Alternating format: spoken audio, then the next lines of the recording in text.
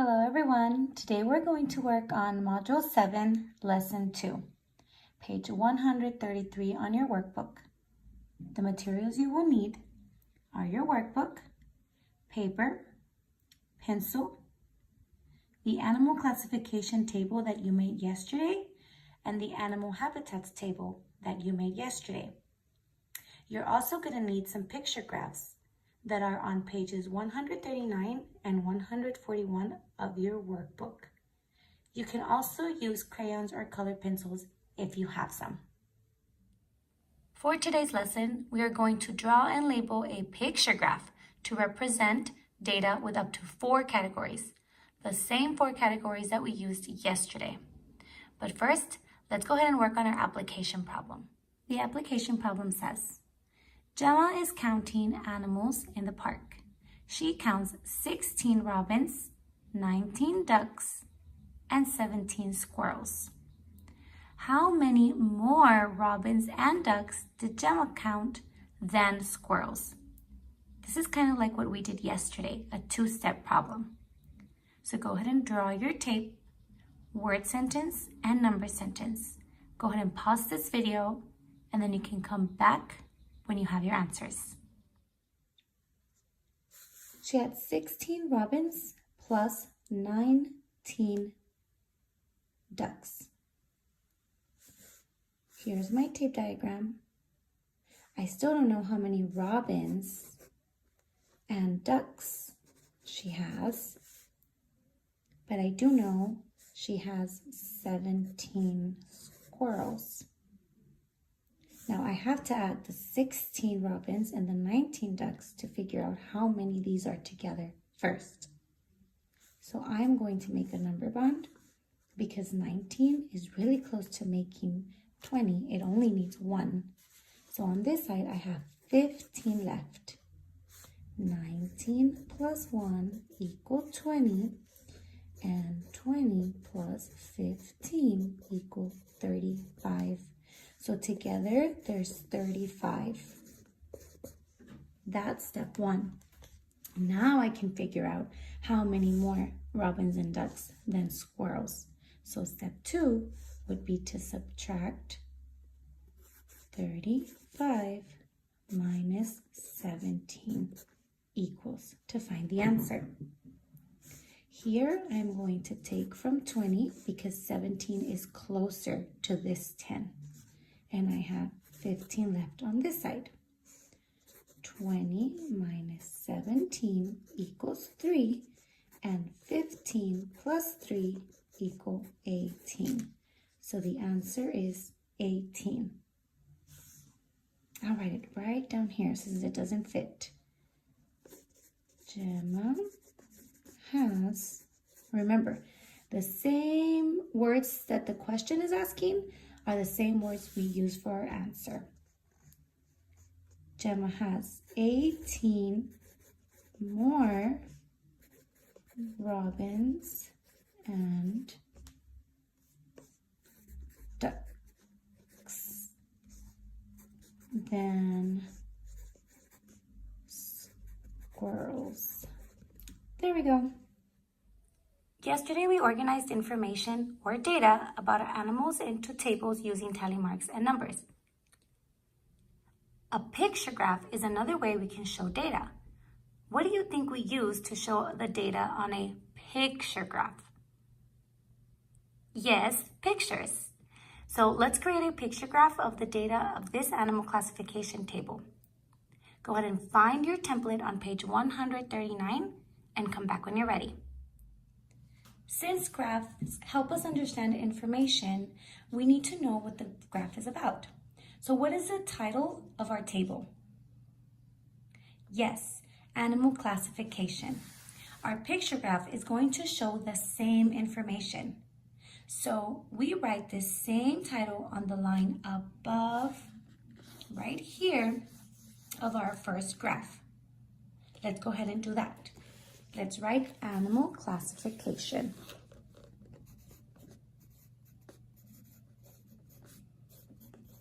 This is very important. It's like the title.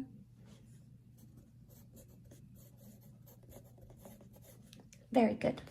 Now, go back to your chart 3 and look at it and tell me, what were our 4 categories that we've been working with?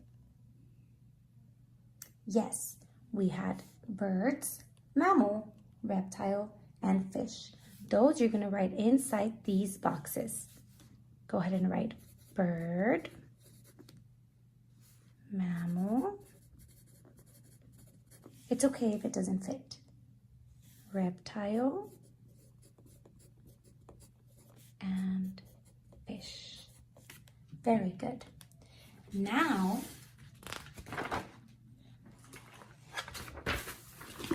let's make sure that we write the labels in the same order as they appear on our table. Why do you think it matters that we write our categories in the same order as they appear on our table? Yes, so we don't get confused, right? And the information looks the same, because we want to make sure that our data matches up. Now we're going to draw a picture in each box to represent each animal recorded by a tally mark on our table. As always, it's math, not art, so we want to be quick and efficient. We don't have the time or enough space to be drawing a whale or a polar bear over and over in these little boxes, do we? What do we do sometimes using our math drawings that is quick and efficient? Who remembers? Yes, a circle. A circle is a fast way of drawing something, and it can also stand for whatever we want it to stand for. Today, our circles will be our picture or a symbol for our animals. Each circle will represent one animal or one tally mark, right? And we'll draw one circle in each box. So, how many circles should we draw in the bird column? Yes, 4. Go ahead and draw them with me. 1, 2, 3, and 4. Very good. Now, we need to add one more piece of information to our graph. We have to tell people what these circles stand for. So we need a legend or a key. A legend tells people what this circle means. So, does this circle stand for a box of crayons? No. What does each circle represent? Yes, each circle stands for one animal. Excellent. So we add the legend on our graph. This is also helpful to write the total for each category count right on the graph. Let's do that. Let me show you how to do it. So because each circle equals one animal, that is what we're going to write here on our legend. Each circle equals one animal. Go ahead and write that. Now, we already did bird and we put 4 because on our animal classification chart that we had, we said that we had 4 birds. Now look at your mammal chart. How many mammals did we have? How many tally marks did we have for mammals? Yes, 8. So how many circles do we put? Exactly. So let's go ahead and put 8 circles. There we go. Now let's go to our reptile side. How many reptiles do we have? How many tally marks? Excellent. 5. So let's go ahead and put 5 circles. 1, 2, 3, 4, and 5. Awesome. And the last one was our fish. So how many fish did we have? 3. So that's how many circles we draw. 1, 2, and 3 circles. Excellent. Now we're ready to use our graph to ask and answer questions about our data. Don't forget, this is very important. When you're drawing a graph, before we ask our questions, we need to make sure we have 4 very important things. Our title, our categories, our legend, and our circles for a picture graph. Very good. Now we can go ahead and ask questions. So let's say, for example, Ms. Juarez asks, how many birds, mammals, and reptiles did we count? Then it's easy to see how many birds, mammals, and reptiles, and it's even easier to be able to count, right? 1, 2, 3, 4, 5, 6, 7, 8, 9, 10, 11, 12, 13, 14, 15, 16, and 17. Very good. Now, another question would be, which category has the fewest animals? Well, if you look at your picture graph, it's easy to see which one has the fewest, right? Which one has less, and that would be our fish category. And which category has the most animals? Yes, the mammals, because you can see how there's more on that one. Very good. Now, how many fewer reptiles are there than mammals? Well, if we have 5 reptiles and 8 mammals, it's easy to see from here that there's 1, 2, 3 more mammals. So there's 3 fewer reptiles. Very good. Now it's your turn to ask questions or answer questions. So with your partner or the person that's with you, go ahead and ask questions and answer some questions. Now for the second picture graph, we're going to use our animal habitats chart. Remember that one? All right, go ahead and get your animals chart and press play when you're ready. Very good. So let's go ahead and look at our chart. What is the title? Remember, our title is very important. Is it animal classification? No, it's animal habitats. So that's the title that we're going to write here. Animal habitats. Go ahead and write it with me. Very good. Now we have to make sure we have our categories. What were our 3 categories? Yes, we had Arctic, woodland, and ocean. This time we're going to do this horizontal, and that's okay because the data won't change. So let's go ahead and put Arctic. Remember, we have to do it exactly how it looked on our chart. Okay, and then we had woodland. Very good. And ocean. Awesome. Now, what else am I missing on my picture graph? Who remembers? That's right, our legend. So we're still going to be using circles, right?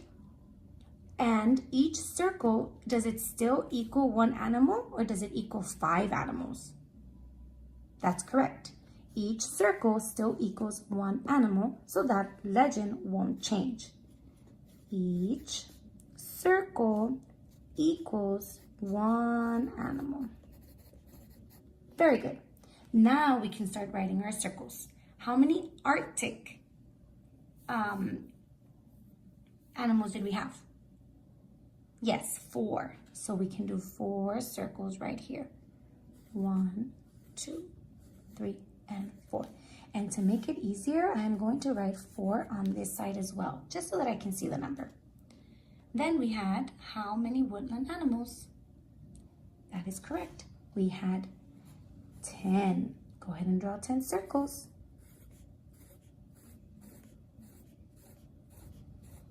Awesome. And the last one is ocean. How many ocean animals did we have?